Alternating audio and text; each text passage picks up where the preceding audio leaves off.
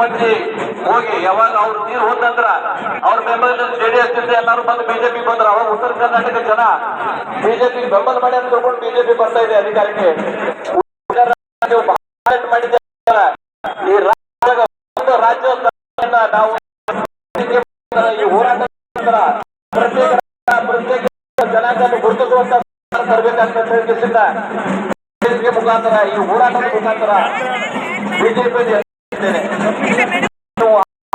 6 ಲಕ್ಷ ಕೋಟಿ ನೀವು ಸಾಲ ಮಾಡಿದ್ರಿ. ಅದನ್ನ ಪ್ರಶ್ನೆ ಬಸರಗೌಡರು ಸ್ವಲ್ಪ ಭ್ರಷ್ಟಾಚಾರ ನೀವು ಮಾಡಿದ್ರು ಹೋಗಿ ಬಂದದನ್ನ ಕೇಳಿದ್ರು ಬಸರಗೌಡರು ಸ್ವಲ್ಪ ಅದೇ ಉತ್ತರ ಕೊಡಕ್ಕೆ ನೀವು ಸಾರ್ವಜನಿಕವಾಗಿ ಉತ್ತರ ಕೊಡ್ರಿ.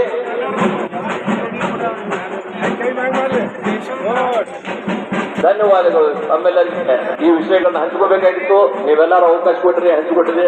ಇನ್ನ ದಯಾಸಾಗರ್ ಪಾಟೀಲ್ ನಮ್ಮ ಜೊತೆ ಅದರ ಮಾತಾಡ. ಈ ಪ್ರತಿಭಟನೆಯನ್ನು ಕುರಿತು ನಮ್ಮ ಎಸ್.ವಿ.